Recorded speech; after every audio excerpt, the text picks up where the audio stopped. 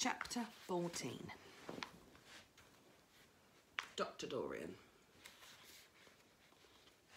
The next day was Sunday.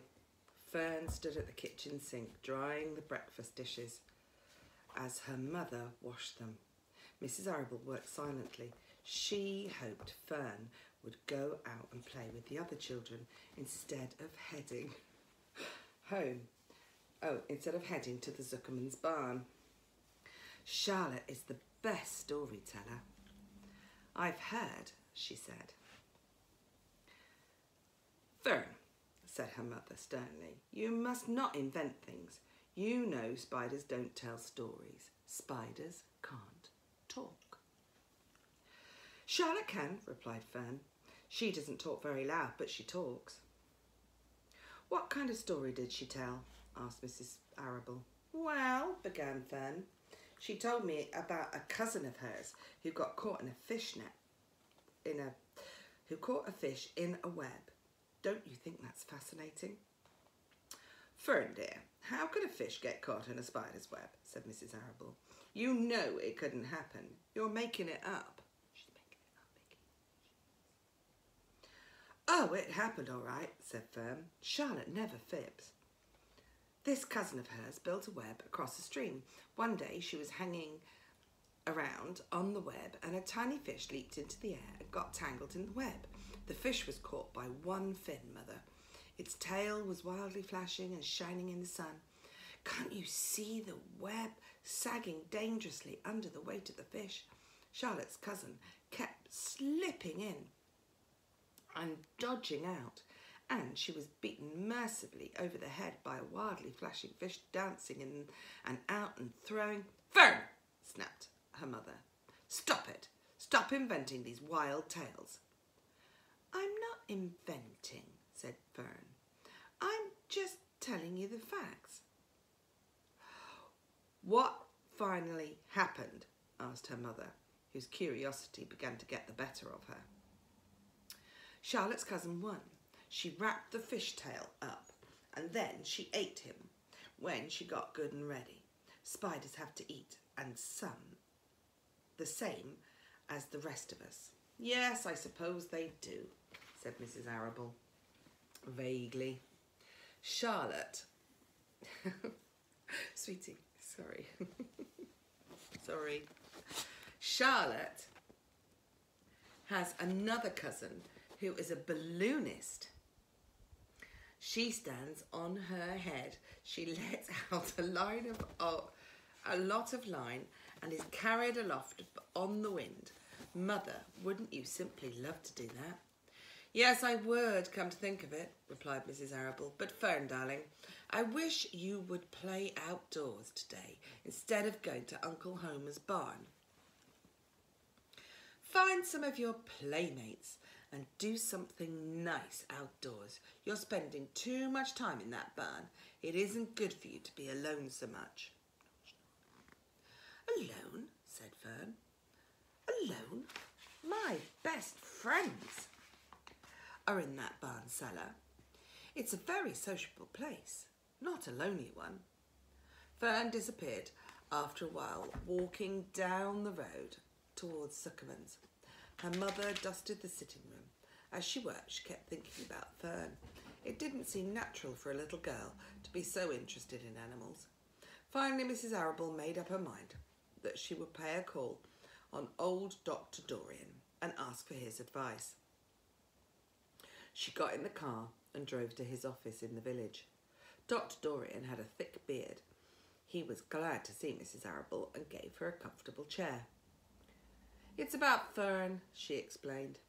Fern spends entirely too much time in the Zuckerman's barn. It doesn't seem natural.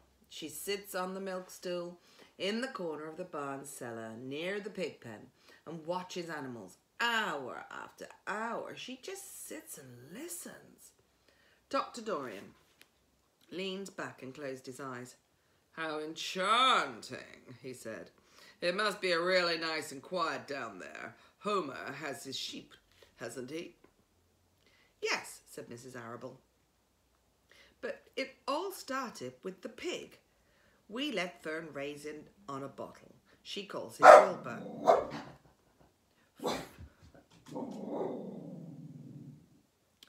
Homer bought the pig, and ever since he left our place, Fern has been going to her uncle's to be near it. I've been hearing a lot about that pig, said Dr. Dorian, opening his eyes. They say he's quite a pig. Have you heard about the words that appeared in the spider web? Said Mrs. Arable, nervously. Yeah, replied the doctor. Well, do you understand it? Said Mrs. Arable. Understand what? Do you understand how there could be a writing in a spider's web? Oh, no, said Dr. Dorian. I don't understand it, but for that matter, I don't understand how a spider could learn to spin a web in the first place. When the words appeared, everyone said it was a miracle, but nobody pointed out that the web itself is a miracle. What's miraculous about a spider's web? Said Mrs. Arable. I don't see why you say the web is a miracle. It's just a web, Doctor. Ever try to spin one? Said Dr. Arable. Dr. Dorian. Mrs. Arable shifted uneasily in her chair. No, she replied, but I can crochet a doily and I can knit a sock. Sure, said the doctor, but somebody taught you, didn't they? My mother taught me. Well, who taught the spider? A young spider knows how to spin a web without any instructions from anybody. Don't you regard that as a miracle? I suppose so, said Mrs. Arable. I never looked at it that way before. Still, I don't understand how those words could get into a web. I don't understand it, and I don't like it, and I don't like what I don't understand. None of us do, said Dr. Dorian, sighing. I'm a doctor. Doctors are supposed to understand everything. But I don't understand everything, and I don't intend to let it worry me. Mrs. Arable fidgeted. Fern says the animals talk to each other, Dr. Dorian. Do you believe animals talk? I never heard one say anything, replied Dr. Dorian, but that proves nothing. It is quite possible that an animal has spoken civilly to me, and I didn't catch the remark because I wasn't paying attention. Children pay better attention than grown-ups. If Fern says that these animals in Zuckerman's barns can talk, I'm quite ready to believe her. Perhaps if people talked less, animals would talk more. As Iggy was just talking. Please. People are incessant talkers. I can give you my word on that. Well, I feel better about Fern, said Mrs. Arable. You don't think I need to worry about her? Does she look unwell? Said the doctor. Oh, yes. Does she look well? Oh, yes. Has she got a good appetite? Yes, she's always hungry. Does she sleep well at night? Oh, yes. Then don't worry, said the doctor. Do you think she'll ever start thinking about something besides pigs and geese and sheep and spiders? How old is Fern? She's 8. Well, said Dr. Dorian, I think she will always love animals, but I doubt that she can spend her entire life in Homer Zuckerman's barn cellar. How about boys? Does she know anything about boys? She knows Henry Fussy, said Mrs. Arable brightly. Dr. Dorian closed his eyes again and went into deep thought.